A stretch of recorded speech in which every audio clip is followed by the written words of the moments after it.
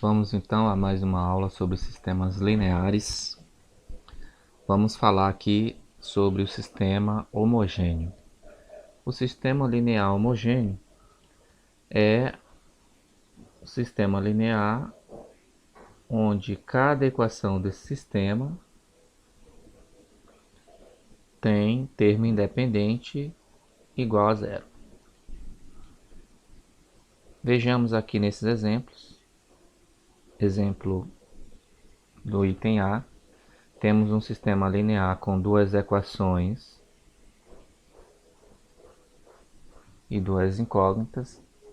E observe aqui que o termo independente de cada equação é zero. No exemplo B, também temos um sistema com três equações e três incógnitas. As incógnitas são x, y, z. E veja aqui que todos os termos independentes são iguais a zero. Um sistema linear homogêneo é sempre possível, sempre tem solução. Ele admite pelo menos a solução que a gente chama de trivial, que é a solução 0, 0, assim vai. Ou seja, substituindo todas as incógnitas por zero, nós teremos uma solução para o sistema. Então essa solução a gente chama de solução trivial. É bem fácil observar isso, né, de perceber isso. Vamos olhar aqui, por exemplo, para a primeira equação desse sistema. Repare, 2 vezes 0 mais 5 vezes 0. 2 vezes 0 é 0, 5 vezes 0 é 0, 0 mais 0 é igual a 0. Na segunda equação também, 0 menos 3 vezes 0, isso aqui também vai dar igual a 0.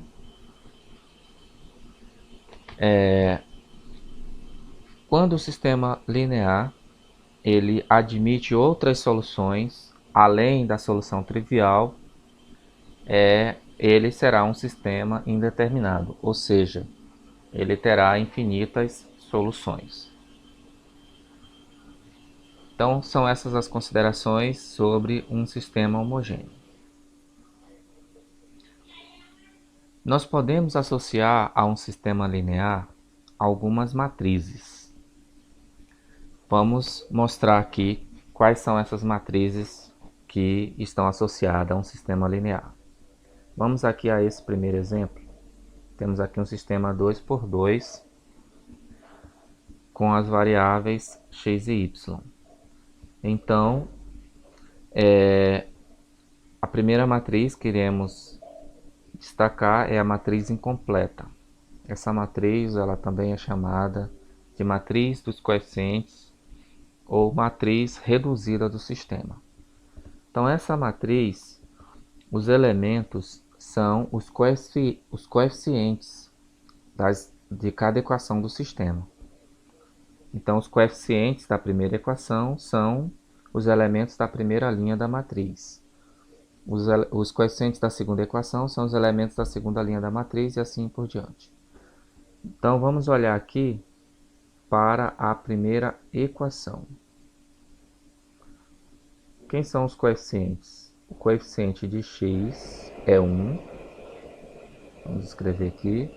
O coeficiente de y é menos 5.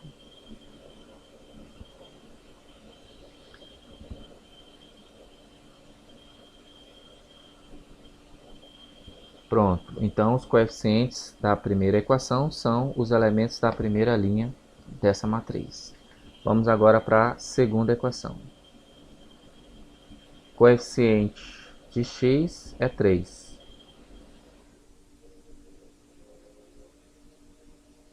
Coeficiente de y é 2. Está aí os elementos da segunda linha. Então, como o sistema tem duas equações e duas incógnitas, então a matriz aqui a matriz incompleta, a matriz dos coeficientes, será uma matriz quadrada 2 por 2. Vamos agora a mais uma matriz que está associada a esse sistema. Nós chamamos de matriz das incógnitas e é formada pelas incógnitas, que no caso são x e y. Essa matriz ela é escrita na forma de coluna. Então, as incógnitas são x e y. Escrevemos aqui como uma matriz coluna. Então, outra matriz que podemos associar ao sistema é a matriz dos termos independentes. Essa matriz também é escrita na forma de coluna e é formada pelos termos independentes. Observe que os termos independentes é menos 4 e 5. Então, essas duas últimas matrizes das incógnitas e matriz dos termos independentes, elas são matrizes colunas.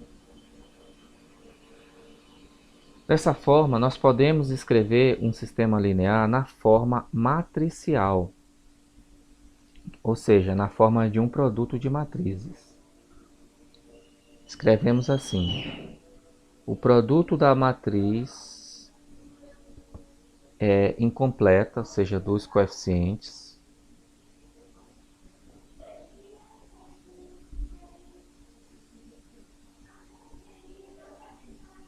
pela matriz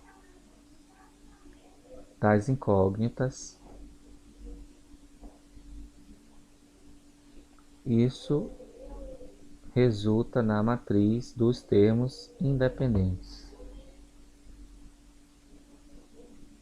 Então, quando nós multiplicamos a matriz incompleta pela matriz das incógnitas, o resultado é a matriz dos termos independentes. Então, essa é a forma matricial do sistema. Vamos olhar aqui para esse outro exemplo do item D. Então, vamos escrever cada matriz. Matriz incompleta, ou seja, matriz dos coeficientes. Então, na primeira linha, nós vamos ter aqui os coeficientes da primeira equação. Então, coeficiente de x é 1, coeficiente de y também é 1, coeficiente de z também é 1. Na segunda equação, os coeficientes são 2, menos 1, menos 1. Na terceira equação, os coeficientes são 3, 3 e 3. Pronto. Então, está aqui a matriz, uma matriz quadrada, 3 por 3, de ordem 3. A matriz das incógnitas. Então, a matriz das incógnitas ela é sempre escrita na forma de coluna. Aqui, nesse caso, as incógnitas são x, y e z. Está aí a matriz das incógnitas. A matriz dos termos independentes é formada pelos termos independentes 6, 0 e 9. Também é escrita na forma de coluna.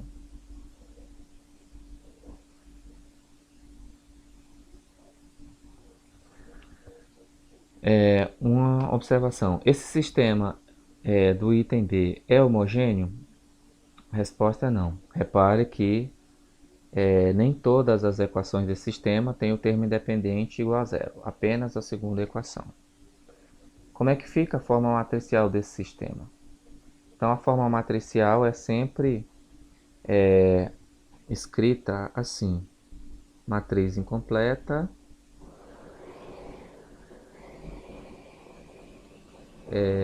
multiplicada pela matriz das incógnitas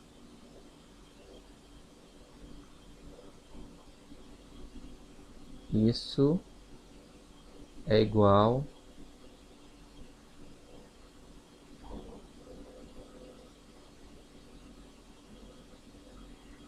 à matriz dos termos independentes.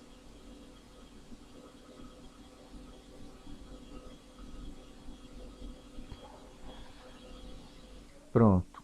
Tem mais uma matriz associada a um sistema linear, que é a matriz completa ou ampliada. Como é que é formada essa matriz? Então, para você obter a matriz completa, basta você acrescentar aqui na matriz incompleta mais uma coluna, a coluna dos termos independentes. Então, é bom saber destacar cada uma dessas matrizes, porque nós temos uma regra que nos permite achar a solução de um sistema linear em onde nós trabalhamos com essas matrizes. Então, essa regra é conhecida como regra de Cramer. Então, vamos falar um pouquinho dela agora. Regra de Cramer. Então, a regra de Cramer é uma regra que usamos para calcular a solução de um sistema linear, só que ela é aplicada apenas para os sistemas lineares que o número de equações é igual ao número de incógnitas. Então, iremos aqui nos restringir aos sistemas com duas equações e duas incógnitas. Mas a regra ela pode ser estendida para um sistema com três equações e três incógnitas, quatro equações e quatro incógnitas e por aí vai. Então, vamos, antes de mais nada, destacar aqui cada matriz associada a esse sistema. Então, vamos lá. A matriz incompleta. Então, matriz incompleta. 1, menos 2, 3 e 1. Então, está aí a matriz incompleta, formada pelos coeficientes das equações, a matriz das incógnitas. Quem são as incógnitas aqui? X e Y. E a matriz dos termos independentes. Certo. Agora vamos considerar alguns determinantes especiais. Então, o primeiro determinante iremos chamar de D e é o determinante da matriz incompleta.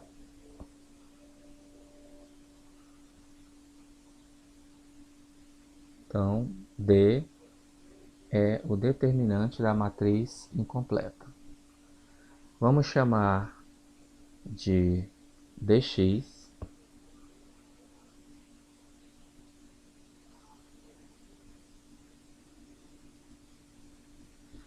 O determinante da matriz obtida aqui a partir da matriz incompleta, só que substituindo-se a primeira coluna, que é a coluna dos coeficientes de x, pela coluna dos termos independentes.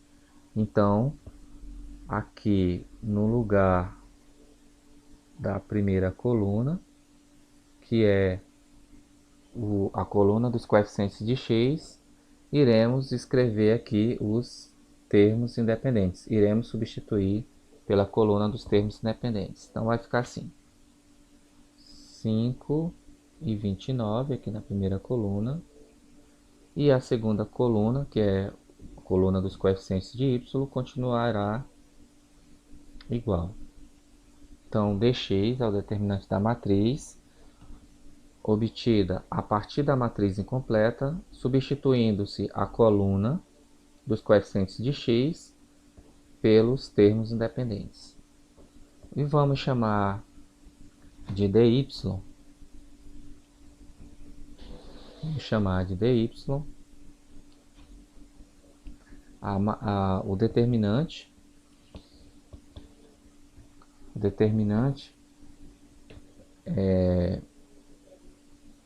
da matriz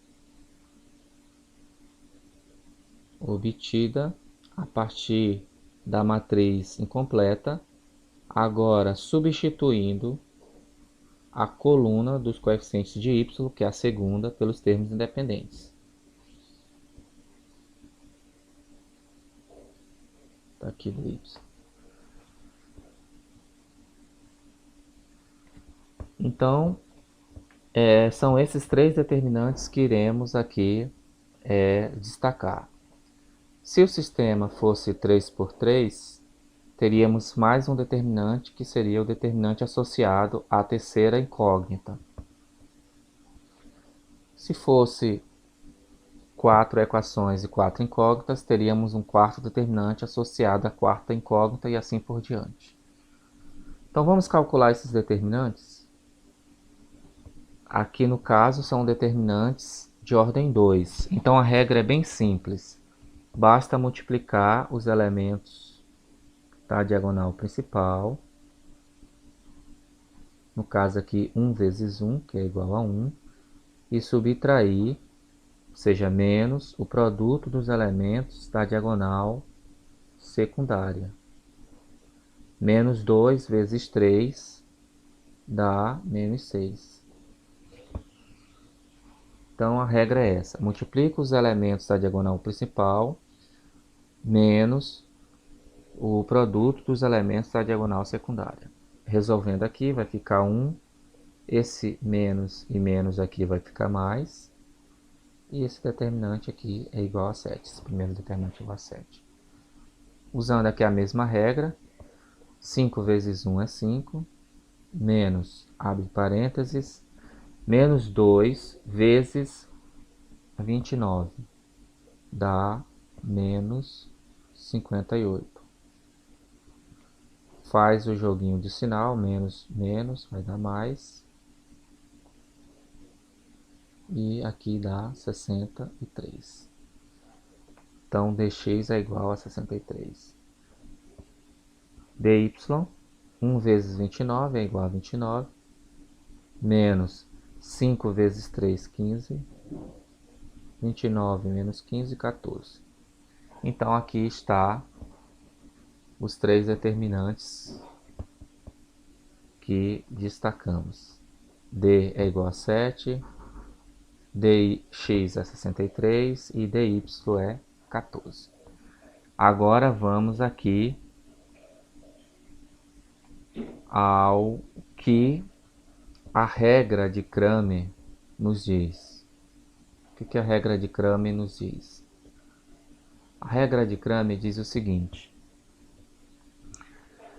se um sistema linear tem o número de equações igual ao número de incógnitas, e se D,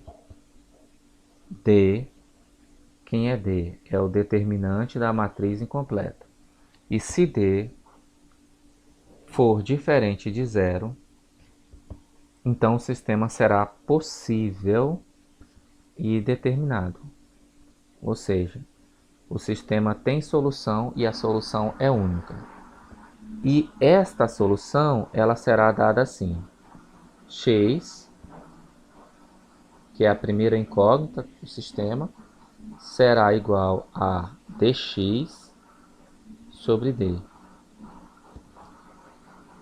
E y será igual a dy sobre d.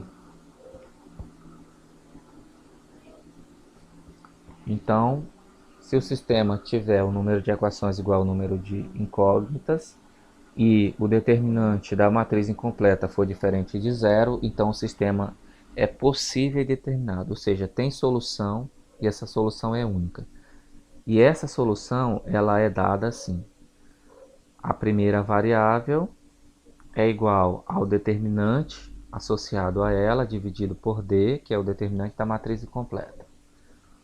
A segunda variável é igual ao determinante associado a ela dividido por D, que é o determinante da matriz incompleta. Vamos então resolver. Quem é a dx? Dx é 63 e D é igual a 7.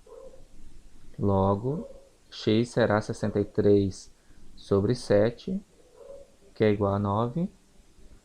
E o y é dy sobre d. Quem é dy? 14 sobre d, que é igual a 7, igual a 2. Então, aí está a solução do sistema.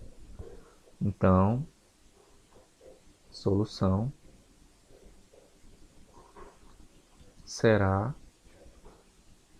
x, que é 9, y, que é 2. Então, é um sistema possível e determinado. Tem solução e a solução é única. Vamos aqui fazer algumas observações. Então, o teorema de Cramer afirma que se D for diferente de zero, onde D é o determinante da matriz incompleta do sistema, então o sistema será possível e determinado. Ou seja, o sistema será possível e determinado. Tem solução e a solução é única. Agora, e se D for igual a zero, ou seja, o determinante da matriz incompleta for igual a zero? Temos duas possibilidades. O sistema ele pode ser possível e indeterminado, ou ele pode ser impossível. E quando é que ele será possível e indeterminado? Ele será possível e indeterminado quando todos os outros demais determinantes forem também iguais a zero. Então, o determinante associado a x for igual a zero, o determinante associado a y igual a zero, e assim por diante. E quando é que ele será impossível? Quando pelo menos um dos determinantes